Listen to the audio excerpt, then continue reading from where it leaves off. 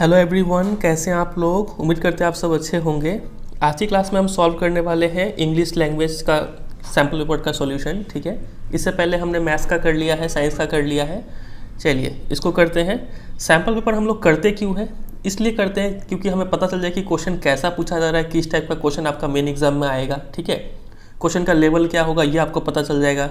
Time कैसे manage किया जाता है, किस रफ्तार में आपको पेपर सॉल्व करना है, किस सेक्शन को पहले अटेम्प्ट करना है, किसको बाद में अटेम्प्ट करना है। बहुत सारा चीज़ आपको पता चलता है सैम्पल पेपर को करने से। ठीक है, तो इस वीडियो को पूरा एंड तक देखिएगा और देखिएगा हम पेपर को कैसे सॉल्व कर रहे हैं, किसी क्वेश्चन को छोड़ रहे हैं तो क्यों छोड़ रहे हैं। ठीक है, वो सब चीज़ हम इस वीडियो में सीखेंगे। चलिए सबसे पहले कुछ इंस्ट्रक्शन देख लिया जाए। टाइम आपको मिलेगा 90 मिनट्स यानी 1.5 घंटे का। मैक्सिमम मार्क्स है 40, लेकिन यहाँ पे देखिए क्वेश्चंस आपको टोटल 50 करने हैं।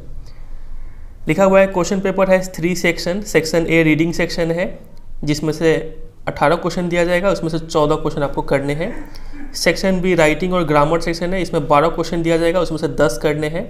और सेक्शन सी लिटरेचर सेक्शन, इसमें सबसे ज़्यादा क्वेश्चन है, 30 क्वेश्चन दिए जाएंगे, इसमें से आपको 26 करने हैं। ठीक है, तो 14 + 10 24 और 26 टोटल 50 क्वेश्चन है और मार्क्स है 40। ठीक है, सभी क्वेश्चन का इक्वल मार्क्स है और कोई नेगेटिव मार्किंग नहीं होगा।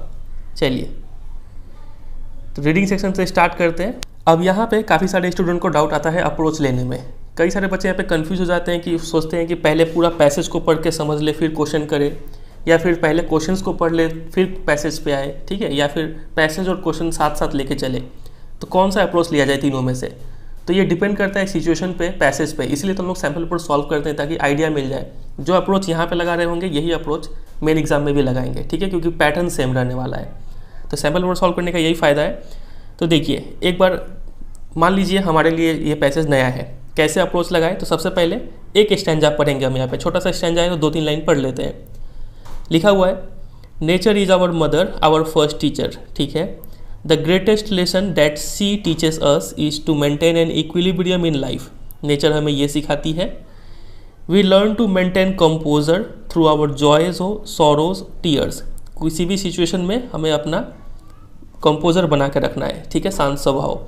In fact there are thousands of lesson that nature can teach us provided we look for them.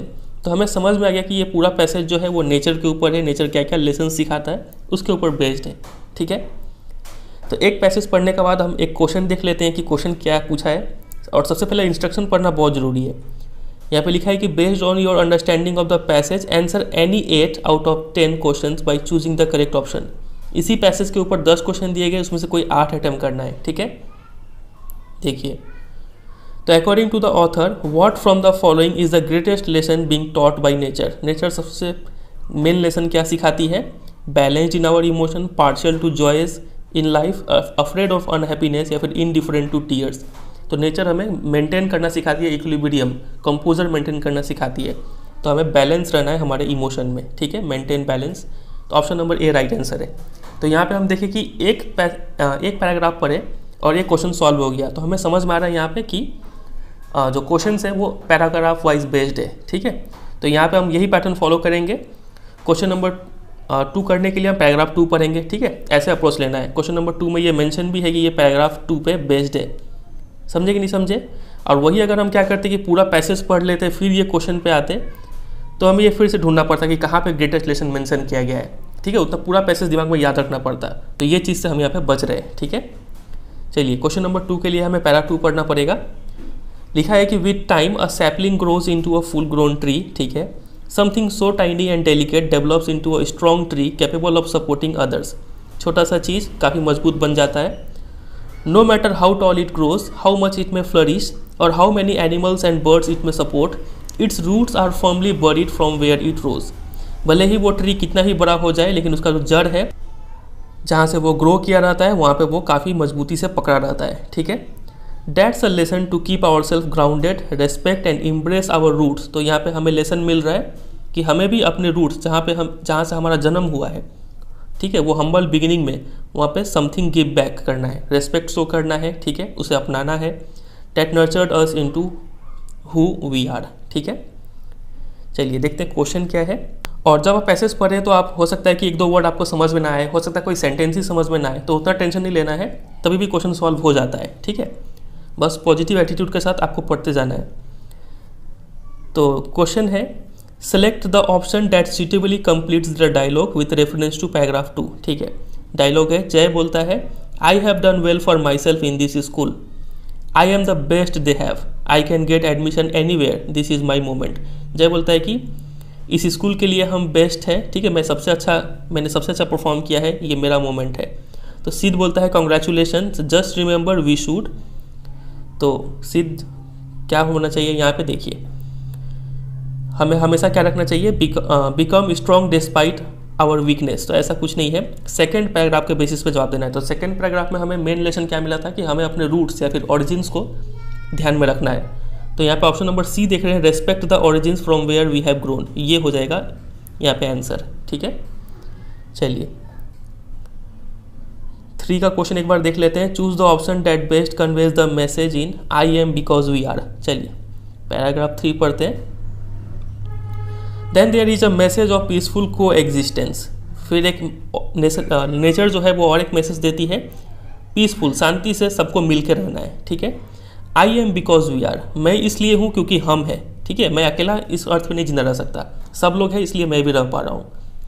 Nature provides every creature a chance to exist, however the existence of one creature or being depends on the existence of other. ये काफ़ी अच्छा line है, कोई भी creature एक दूसरे creature पर dependent है। For example the tiger it's the antelope, without the antelope the tiger wouldn't survive. Tiger antelope के बिना नहीं जी सकता है, और उसी तरीके से बिना टाइगर के the over abundance of antelopes would cause them to starve to death. अगर टाइगर इनको नहीं खाएंगे तो एंटीलोप क्या है, भूख के कारण मर जाएंगे। तो दोनों एक दूसरे पे डिपेंडेंट है यहाँ पे। तो क्वेश्चन क्या था, choose the option that best conveys the message in I am because we are, मैं हूँ क्योंकि हम है।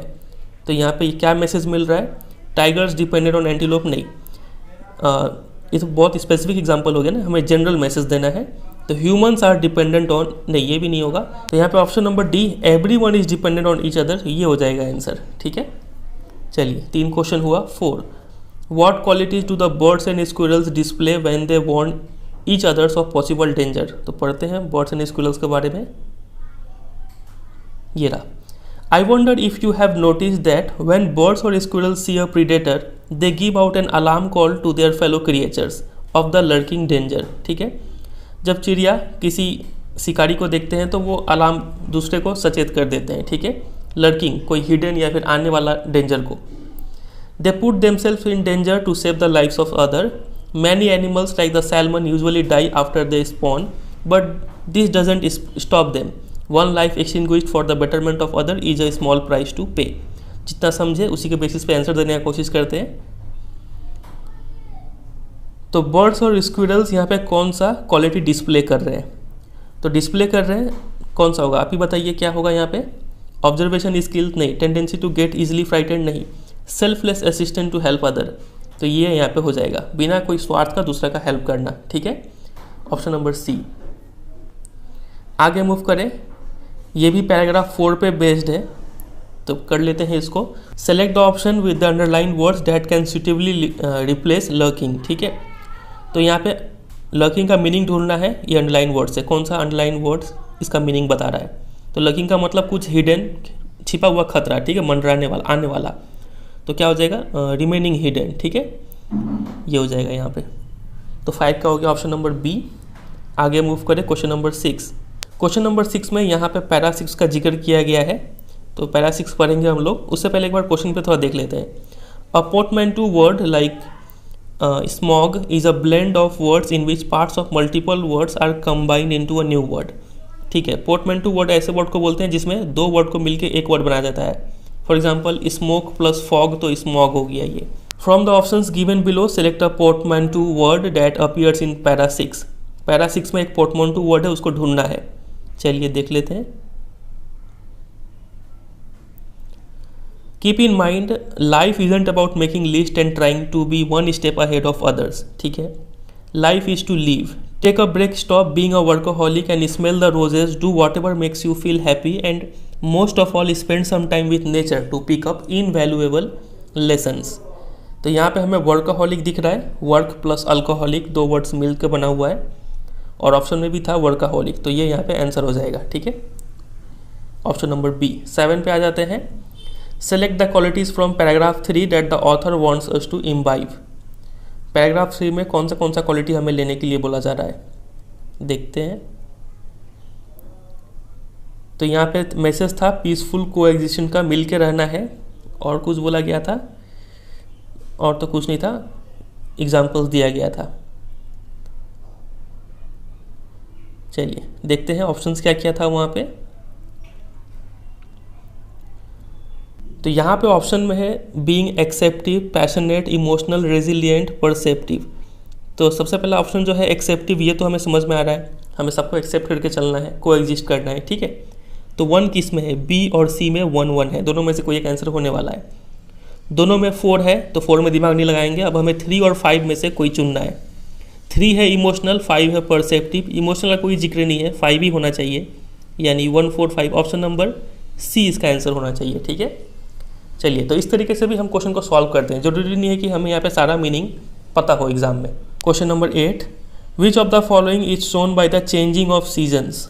चेंजिंग ऑफ सीजन के बारे में हमने नहीं पढ़ा है, पैराग्राफ 6 हमने पढ़ा था, 5 नहीं पढ़ा है। चलिए पढ़ लेते हैं। The snow melts in the warmth of spring to give birth to fresh green leaves, ठीक है। फिर in autumn these leaves age into shades of gold, यानी सूख जाते हैं ये सब पत्ते, only to be buried in the cold grave of winter, ठीक है। चेंज इज इनएविटेबल, तो ये क्लेशन मिल रहा है हमें, चेंज को कोई नहीं टाल सकता है। The sooner we embrace this the better it is for us. We must also understand that even in pain there is growth, ठीक है। If you cut a hole in the tree it will grow around it, no matter what may come in its way, a river will continue to flow. Similarly no matter what grief may break your heart, nature teaches us that life goes on, ठीक है। समझ में आया, जितना भी आया उसके basis पे आंसर देते हैं।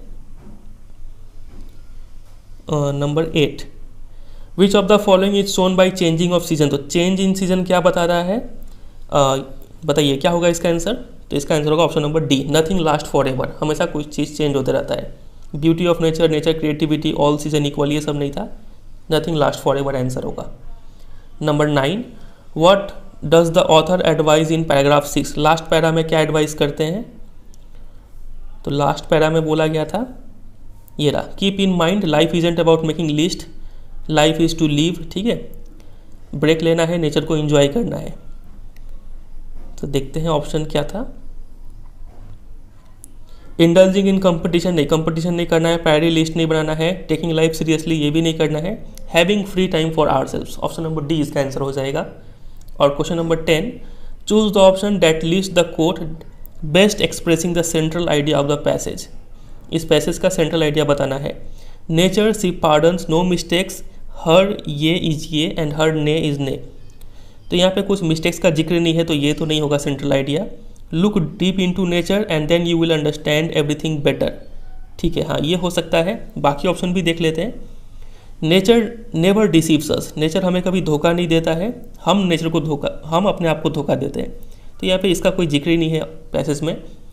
All the ugliness of the world can best B forgotten in the beauty of nature, ugliness का भी कोई जिक्र नहीं है, हमें नेचर से सीखना है, समझना है, ठीक है। तो ऑप्शन नंबर बी इसका राइट आंसर होगा।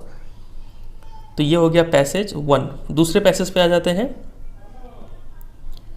अब यहाँ पे भी ये थोड़ा छोटा पैसेज है, क्वेश्चन देख लेते हैं एक बार। The purpose of research by publisher association was to study the dash. Para passage पढ़ते हैं। Research from the Publishers Association has shown that films based on books take 44% more at the box office revenue in the UK and 53% more worldwide than original screenplay. तो publisher association के research ये बताते हैं कि वो film जो book पे based है वो 44% ज़्यादा रेवेन्यू कमा के देते हैं यूके में, और पूरे वर्ल्ड का बात करें तो वो 53% ज़्यादा पैसा कमा के देते हैं compare to original TV shows के या फिर ओरिजिनल फिल्म के, ठीक है, जो बुक पे बेस्ड नहीं होते। The report explores what impact a book has when adapted for film और टीवी। ये रिपोर्ट में बताया गया कि बुक का क्या इम्पैक्ट पड़ता है जब इसी बुक के ऊपर कोई फिल्म या फिर टीवी शो बनाया जाता है, तो ठीक है। तो क्वेश्चन था, ये पर्पस पूछ रहा है। The purpose of the research by publisher association was to study variety in films and TV shows, नहीं, impact of film on books. तो ये होगा कि नहीं बताइए। इम्पैक्ट ऑफ बुक होगा ऑन फिल्म ना, ये तो नहीं होगा फिर। Choice of books for film making, connect between books and films, हाँ ये दोनों का बीच में जो कनेक्शन है उसके ऊपर ये रिसर्च है। ऑप्शन नंबर डी इसका आंसर होगा। 12 देख लेते हैं। Select the option that is true for the two statement given below. The revenue generated at the box office has increased, हाँ पैसा अब ज़्यादा कमाई हो रहा है। Majority of top films in the UK are based on published material, यानी books पे बेस्ड है ये फिल्म्स, तो ये भी सही बात है। ऑप्शन है 1 is the result of 2। Revenue इसलिए बढ़ा है क्योंकि जो फिल्म्स है वो बुक पे बेस्ड है, हाँ 1 रिजल्ट है 2 का। ऑप्शन नंबर ए इसका आंसर हो जाएगा। ठीक है। Question number 13, select the option that gives the correct meaning of the following statement. Sales of the book in 2017 alone accounted for 23% of all the sales in 1992। ये तो direct कर सकते हैं। 2017 में जितना भी सेल्स हुआ उसका 23% बुक्स था, ठीक है, और ये 1992 के बाद ऐसा पहली बार हुआ है। ठीक है, तो देयर वर 23% हायर सेल्स नहीं, टोटल का 23% सेल्स हुआ है। A major chunk of sales happened in 2017, हाँ ये भी हो सकता है, बाकी ऑप्शन भी चेक करेंगे। द सेल्स वर लिमिटेड नहीं था। There were very few books sold in the previous year, ऐसा कोई बात नहीं है। ज़्यादातर सेल्स जो है वो 2017 में हुआ है। ऑप्शन नंबर बी इसका आंसर होगा। ठीक है, बेस्ट मीनिंग अगर दे चारों ऑप्शन में से तो बी हो जाएगा। According to the research the films based on books have greater success because, तो इसके लिए पैसेज पढ़ना पड़ेगा।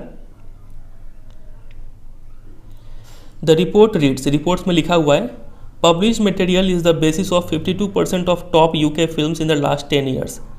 ठीक है, जितने भी यूके फिल्म्स बने हैं उसमें से 52% पब्लिश मटेरियल या फिर बुक पे बेस्ड है। ठीक है, and accounts for an even higher share of revenue from these leading performers at 61% of UK box office gross and 65% of world wide gross. The Hollywood adaptation of my cousin Rachel was shown to have a significant impact on the sales of Daphne du Maurier, पता नहीं pronunciation सही कर रहे कि नहीं इसका और इसका। ठीक है, thriller, the sales of the book in 2017 alone accounted, ये लाइन के ऊपर तो क्वेश्चन हमने कर लिया। The research suggest that adapted films tend to perform better because films can leverage the popularity of well known books through an existing audience.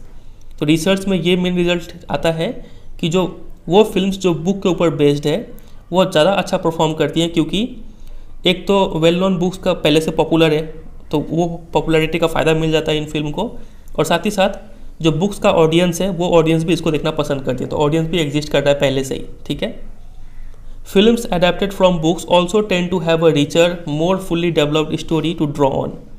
तो वो film जो बुक पे बेस्ड होते हैं वो उनके पास ज़्यादा अच्छा स्टोरी होता है जिस पे वो रोल प्ले करते हैं। ठीक है, in terms of TV adaptation it was revealed that a quarter of dramas were based on literary sources and attracted a 56% larger share of the audience then those based on original script. एक बार question पे आते हैं, कहीं भटक ना जाए हम लोग। क्वेश्चन में बोला गया था कि the films based on books have greater success, क्यों होता है? क्योंकि people like to see the characters from the books on screen, the films get the advantage of the fame of the books, it takes less effort, नहीं the films get a readymade script. तो यहाँ पे best option जो है वो ये हो जाएगा, the films get the advantage of the fame of the books. Books पहले से फेमस है तो फिल्म को उसका एडवांटेज मिल जाता है। ठीक है, चलिए फिर ये क्वेश्चन भी देख सकते हैं। Select the option listing what the given sentence refers to. Films adapted from books also tend to have a richer, more fully developed story to draw on। इसका मीनिंग क्या है? The plot and the storyline of such films are better। ठीक है, ये हो सकता है क्योंकि ज़्यादा अच्छा स्टोरी मिलता है। The characters are more likely to be vivid। अच्छा, ऑप्शन ये 1 तो सही है, तो 1 इसमें भी है, इसमें भी है, इसमें भी है। ठीक है, फिर आगे देखिए, The characters are likely to be more vivid, हो सकता है। आगे देखते हैं, the production of such films is meant for the rich and famous, ये तो गलत है, तो 3 जहाँ पे होगा वो गलत होगा। ऑप्शन नंबर ए तो आंसर नहीं होगा। ठीक है, the setting and costumes are adapted from the book, और the making of such films require the author to write a sequel, ये भी नहीं होगा। ऑप्शन नंबर 5 जहाँ पे है वो नहीं होना चाहिए, ये भी नहीं होगा। तो बचा कौन सा, ऑप्शन नंबर डी बचा, तो यही राइट हो जाएगा। ठीक है, इसको बोलते हैं ऑप्शन एलिमिनेशन मेथड। आगे मूव करें, इसके लिए पढ़ना पड़ेगा, टीवी सीरियल्स के ऊपर बेस्ड है, पैसेज पढ़ते हैं दोबारा।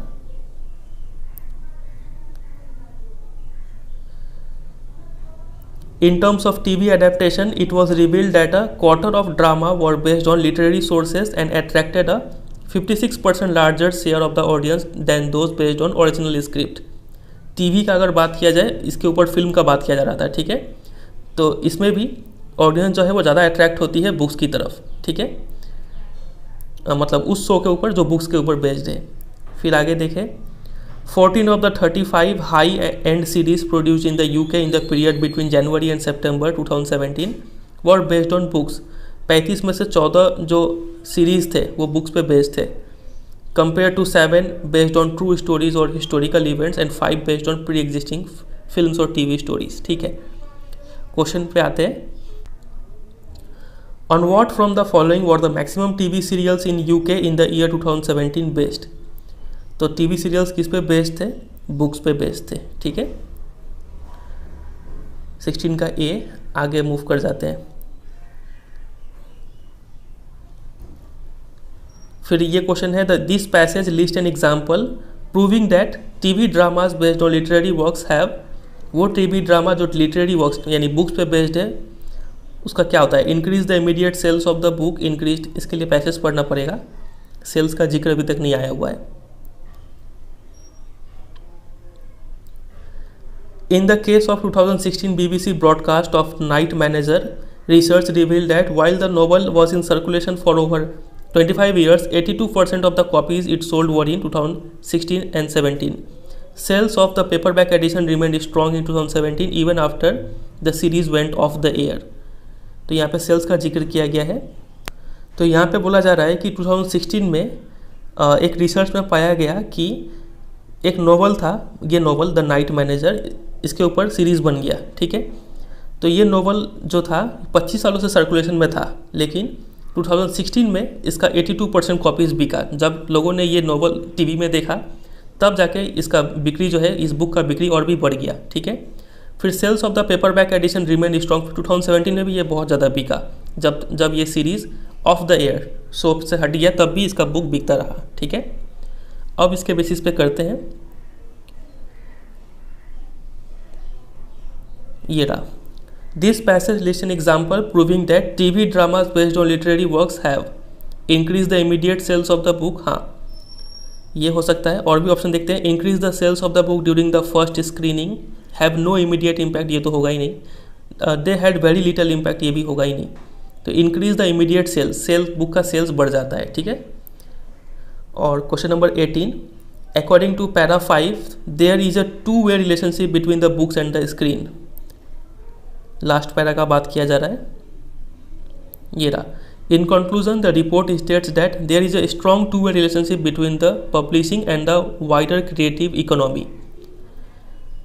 मतलब बुक और फिल्म और टीवी दोनों में दो वे रिलेशनशिप है। ठीक है, successful adaptation often has spill over effects and give a substantial boost to the sales of the original book. अगर फिल्म बनाएंगे तो बुक भी बिकेगा, और अगर बुक लिखेंगे तो फिल्म भी अच्छा बनेगा। तो म्यूचुअल रिलेशनशिप है।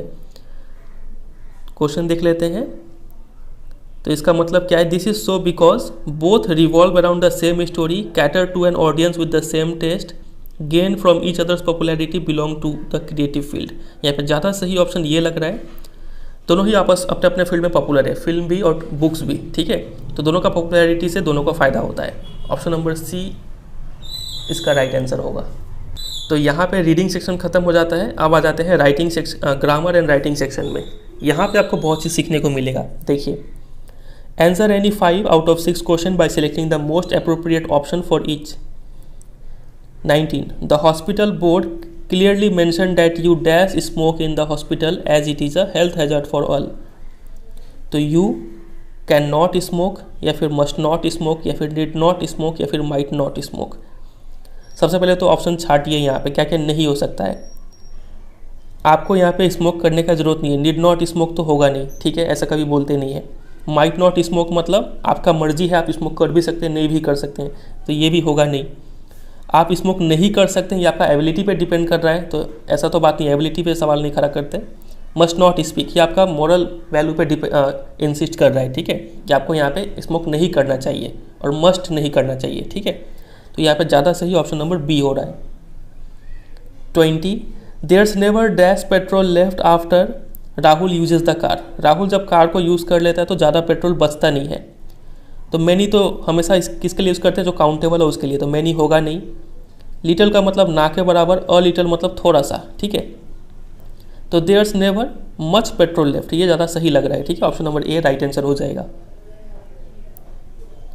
फिर I am taking driving lessons now, मैं अभी ड्राइविंग लेसन्स ले रहा हूँ, मतलब अभी गाड़ी चलाना सीख रहा हूँ। होपफुली मैं I dash my driving test by November, तो बाई नवंबर तक मैं ये चीज़ कर चुका हूँगा, ठीक है। तो I will have taken, option number C right answer हो जाएगा। 22 रिपोर्टेड स्पीच, डायरेक्ट इनडायरेक्ट के ऊपर क्वेश्चन है ये। Sunita asked Venkat how much is the rent for your flat. तो ये इंटरोगेटिव है, इंट्रोगेटिव में कैसे करते हैं, तो सुनीता आस्क्ड वेंकट, WH वाला है ये, तो हाउ मच रह जाएगा, हाउ मच। और ये क्वेश्चन को हम लोग एसर्टिव में बदल देते हैं। क्वेश्चन में क्या होता है, पहले वर्ब होता है ईज और उसके बाद सब्जेक्ट होता है, लेकिन एसर्टिव सेंटेंस में क्या करते हैं हम लोग, पहले सब्जेक्ट डालते हैं फिर वर्ब डालते हैं। The rent for your flat पहले आएगा और ईज या फिर उसका पास्ट फॉर्म बाद में आएगा, ठीक है। तो देखिए, सुनीता आस्क्ड वेकंत how much the rent for his flat, is का पास्ट हो जाएगा वॉज, तो ऑप्शन नंबर क्या होगा, बी होगा। सुनीता आस्क्ड वेकंत how much the rent for his flat was. समझे कि नहीं समझे। तो इस टाइप का इंट्रोगेटिव आएगा तो आप कर लेंगे। तो इसमें WH पूछा है तो हाई चांसेस है कि आपका जो टर्म वन है उसमें एक येस नो के ऊपर क्वेश्चन का ऊपर इंडायरेक्ट पूछ ले, ठीक है, जिसमें इफ़ या फिर वेदर लगा के करते हैं। तो ये एक बार आप प्रैक्टिस कर लीजिएगा। Which option displays the correct change in the following reported speech, ये भी रिपोर्टेड स्पीच के ऊपर क्वेश्चन है। She said I told Damanjeet to send you an email 3 days ago. तो यहाँ पे ये सेंटेंस जो है पास्ट टेंस में दिया गया है। शी सेड आई टोल्ड, तो यहाँ पे टोल्ड पास्ट में है तो हम इसको, मतलब ये सिंपल पास्ट है तो हम इसको क्या कर देंगे, पास्ट परफेक्ट, हैड टोल्ड होना होगा, ठीक है। तो हैड टोल्ड हमें एक ही ऑप्शन में दिख रहा है, आंख बंद करके ऑप्शन नंबर डी टिक कर देंगे, ठीक है। She said that she had told Dharamjeet to send an email to me 3 days before, ठीक है।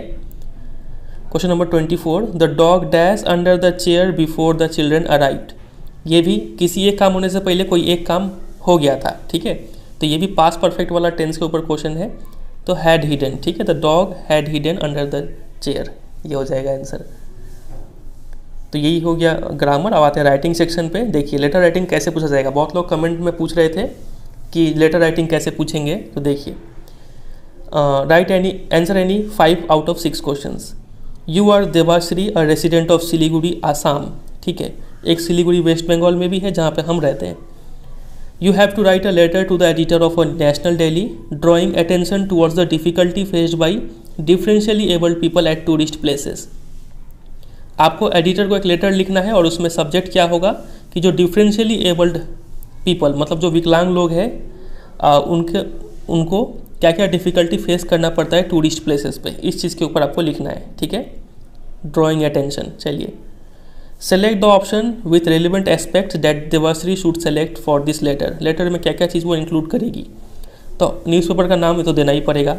Attached proof of newspaper subscription, आपने न्यूज़पेपर को लिए सब्सक्राइब किया है कि नहीं, ये तो जरूरी नहीं है।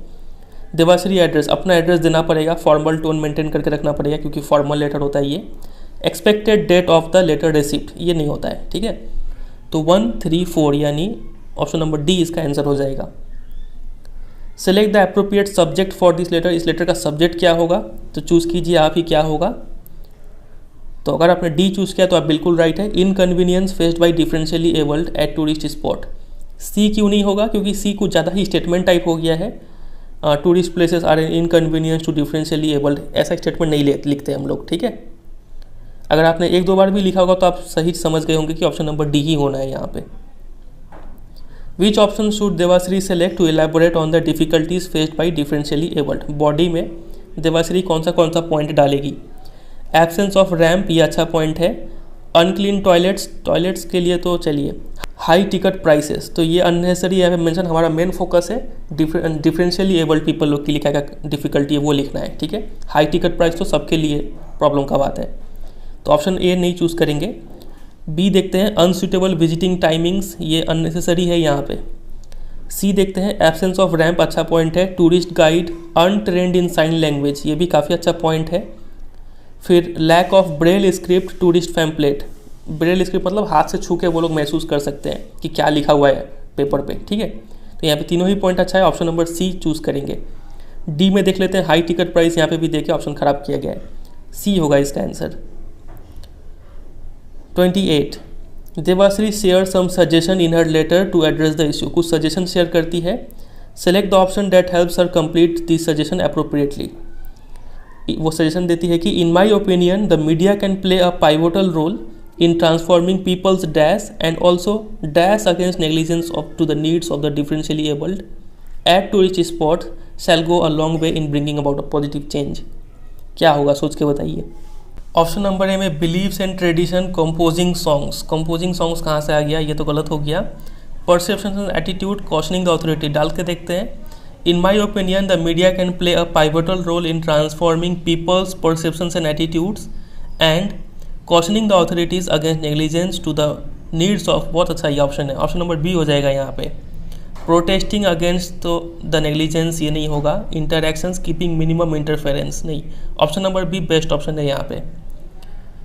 चलिए select the option that correctly justifies the choice of the concluding portion of this letter, दो चॉइस है, कौन सा चूज़ करेंगे जिससे आप लेटर को कंक्लूड करें।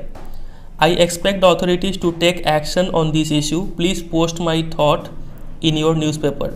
I hope my views get published in the column of your newspaper so that this issue may garner more public support and awareness. ये तो आप इसका आंसर एकदम आसानी से दे सकते हैं, ऑप्शन नंबर 2 होगा इसका। Yes to ऑप्शन 1 नहीं, No to ऑप्शन 1 नहीं, Yes to option 2 because of the tone of polite expectation, option number C हो जाएगा इसका answer. Select the option that completes the concluding line appropriately. I hope that my letter will help spread awareness about the issue, हो सकता है, और भी देख लेते हैं। Lead to action against all authority नहीं, Improve circulation of नहीं, Result in positive review by the readers, review के लिए नहीं लिख रहे, Help spread awareness के लिए लिख रहे हैं, ठीक है। तो ऑप्शन नंबर ए होगा यहाँ पे 30 का।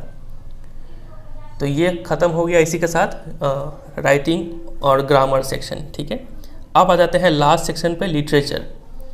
इस सेक्शन में और भी कुछ सब सेक्शन है, यानी 1 2 3 4 5 क्वेश्चन मिलेंगे यहाँ पे। टोटल 30 क्वेश्चन है, इसमें से 26 अटैम्प्ट करने हैं, ठीक है। चलिए number 5, read the given extract to attempt the questions that follow.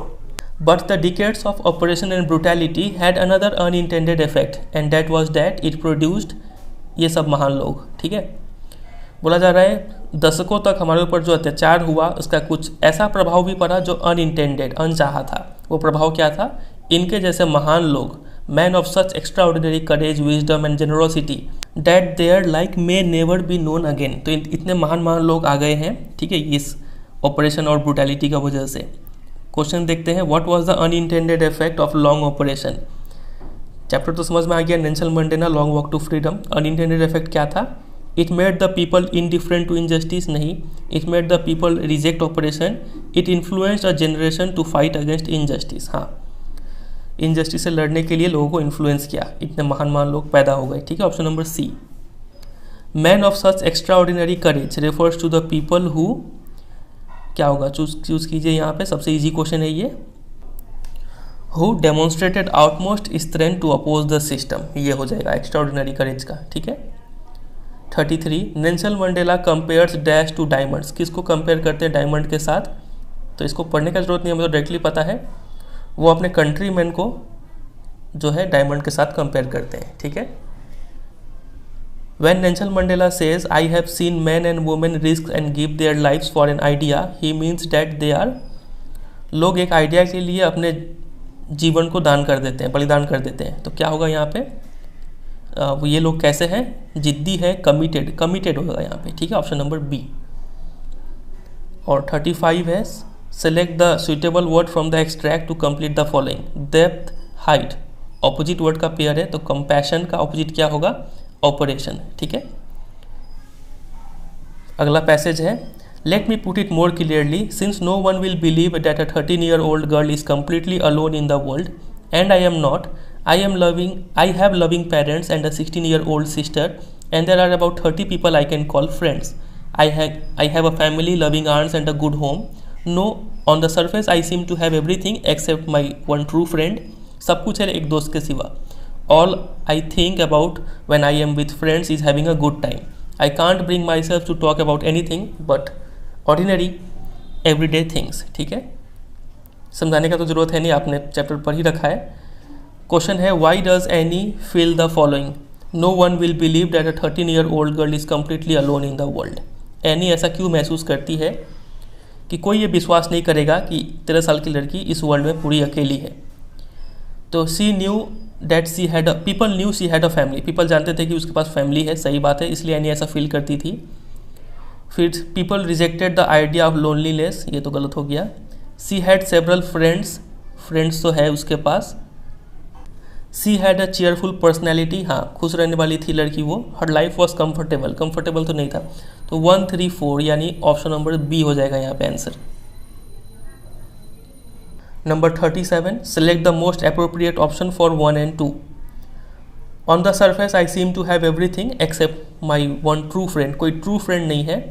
And he doesn't truly connect with anyone, तो किसी के साथ वो जल्दी कनेक्ट नहीं होती है. तो क्या होगा यहाँ पे, तो 1 तो सही है, और कनेक्ट नहीं हो पाती है, इसलिए कनेक्ट नहीं हो पाती क्योंकि कोई उसका जल्दी ट्रू फ्रेंड नहीं बनता है. ठीक है, तो क्या होगा, 1 further the meaning of 2, friend नहीं है इसलिए जल्दी किसी के साथ कनेक्ट नहीं कर पाती है. ऑप्शन नंबर सी हो जाएगा. ठीक है. 38, from the options given below identify any stone in the extract. Tone कैसा है एनी का, रेस्टलेस, डिससेटिस्फाइड, सेटिस्फाइड नहीं है वो. ऑप्शन नंबर बी होगा यहाँ पे. ठीक है. Select the option which displays an example of having a good time. Having a good time का मतलब he is out for a picnic with his friends and they are laughing and singing together, यही है having a good time. Option number A हो जाएगा. Studying hard periodic test, ये नहीं होगा. He is trying to convince, नहीं. Just rescued Poppy, नहीं, ये होगा option number A. 40, what do we get to know about Annie when she says the following? I can't bring myself to talk about anything but ordinary everyday things. Annie जब ये बोलती है तो Annie के बारे में क्या पता चलता है? She is proud of her ways, नहीं, proud तो नहीं है. She is struggling to strike conversation.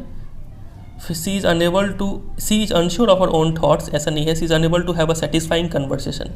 Option number D right होगा. पहले तो मुझे लगा था बी हो सकता है, लेकिन डी ज़्यादा सही है. ठीक है, संतुष्टि भरा कन्वर्सेशन नहीं हो पाता है उसके साथ.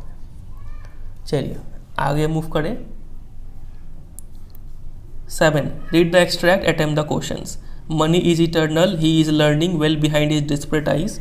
The epistemology of loss, how to stand up knowing what every man must one day know and most know many days, how to stand up. चलिए समझ में आ गया. द बॉल पोएम से क्वेश्चन है. मनी इज एक्सटर्नल, जब poet ये बोलते हैं तो इसका मतलब क्या है, तो बताइए क्या होगा. इसका होगा option number D. Money buys materialistic things and can be earned again when lost. ठीक है. 42, what does the boy learn by losing the ball according to the extract.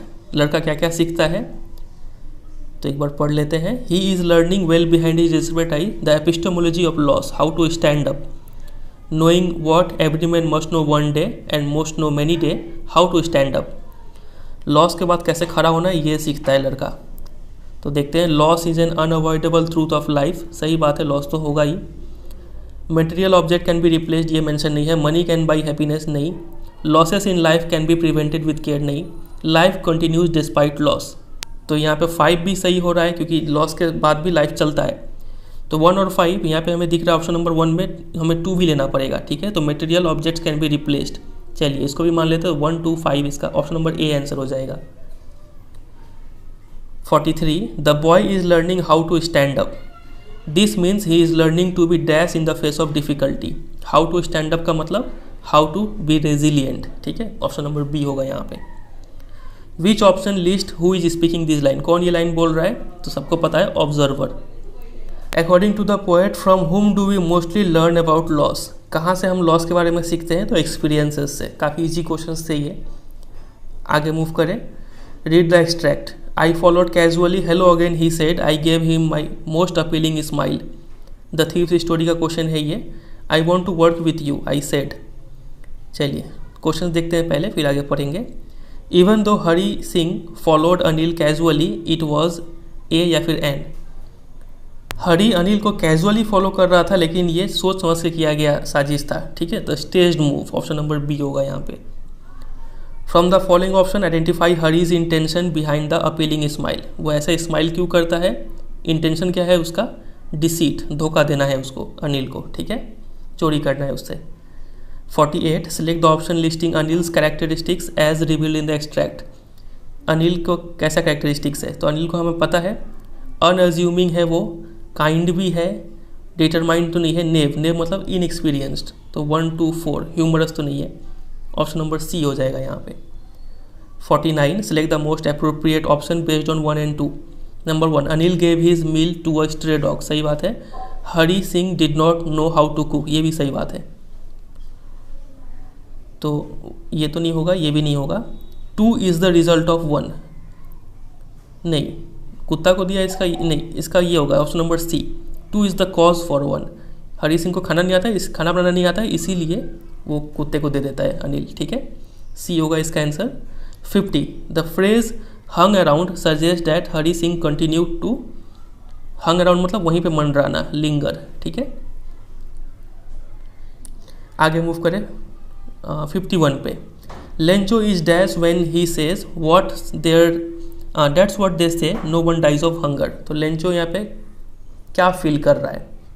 तो यहाँ पे अगर आप स्टोरी अच्छे से पढ़ें तो आपको पता चलेगा वो यहाँ पे डिसमिसिव बोल रहा है, वो इस बात को नकार रहा है कि कोई भूख से मर भी सकता है, ठीक है, ऐसा लोग कहते हैं। 52 which option correctly replace the underline phrase in the given line from Fire and Ice. I hold with those who favour fire. Hold with मतलब सपोर्ट करना, मतलब have the same opinion as. The purpose of treatment given to the young seagull by his parents was to.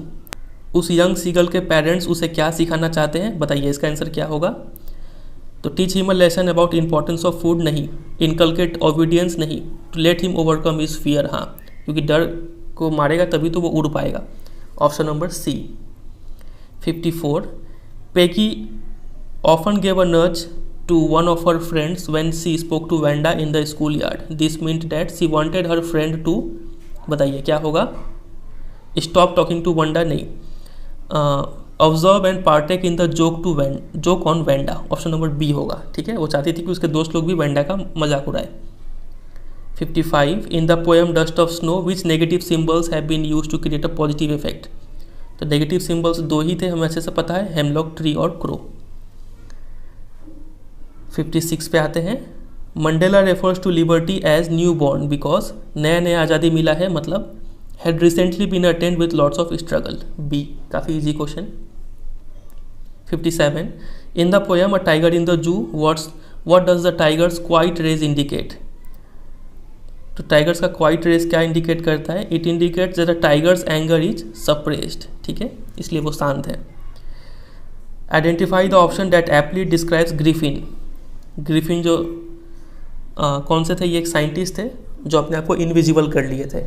तो इनका कौन सा characteristic है बताइए? काफ़ी ब्रिलियंट थे लेकिन लॉलेस थे, ठीक है, option number D. 59 Anil's carelessness made stealing from him dash for Hari Singh. Anil इतना ज़्यादा केयरलेस था कि हरी को इसमें मज़ा नहीं आ रहा था, तो अनइंटरेस्टिंग फील कर रहा था वो, ठीक है। What does the exclamation there is this is a triumph of surgery by Mrs Pumphrey mean. यहाँ पे जो एक्सक्लेमेशन है ये क्या डिनोट करता है? The surgery was successful, the mistress could take back her pet, ये तो नहीं होगा। The doctor was a great veterinarian, ये भी नहीं होगा। The planned venture was fruitful, हाँ, जो इन्होंने प्लान किया था वो सक्सेसफुल रहा, क्योंकि यहाँ पे सर्जरी एक्चुअल में तो सर्जरी नहीं किया गया ना, इसीलिए ये ऑप्शन नहीं होगा, ठीक है, ऑप्शन नंबर डी चूज़ करना पड़ेगा। जो भी प्लानिंग किया गया था वो प्लान सक्सेसफुल रहा। चलिए, तो यही होगा टोटल 60 क्वेश्चंस, इसमें से टोटल 50 ही आपको करने थे। तो ये हो गए टोटल 60 क्वेश्चंस। तो देखा आपने किस किस टाइप के क्वेश्चन पूछे जा रहे हैं यहाँ पे। तो आपने यहाँ पे क्या क्या लेसन लिया? सबसे पहले तो आपको लेटर राइटिंग जो है, राइटिंग सेक्शन वो लिख के प्रैक्टिस करते रहना है, तभी आप ये MCQ आइटम अच्छे से कर पाएंगे। दूसरा, आपको NCERT book line by line पढ़ के अच्छे से समझ के रखना है, ठीक है, तब आप ये सारा क्वेश्चन जो लिटरेचर सेक्शन है वो इजीली आप हैंडल कर लेंगे। और ग्रामर के लिए हम यही सजेस्ट करेंगे कि आप जितना ज़्यादा हो सके उतना ज़्यादा प्रैक्टिस करें, ठीक है, वही वहाँ पे सबसे बेस्ट रहेगा। चलिए फिर एंड करते हैं। उम्मीद करते हैं आपको वीडियो अच्छा लगा होगा। अच्छा लगा तो ज़रूर एक लाइक कीजिएगा, कमेंट करके बताइएगा आपको वीडियो कैसा लगा, और दोस्तों के साथ भी शेयर कीजिए। और अगर आप चैनल पर नए हैं तो चैनल को जरूर सब्सक्राइब कर लीजिए, और चैनल पे बाकी वीडियोज़ भी वहाँ पे देखिए, काफ़ी आपको हेल्प मिलेगा उन सब वीडियोज़ से। चलिए फिर एंड करते हैं, मिलते हैं बहुत जल्द किसी और वीडियो में, तब तक के लिए goodbye and take care.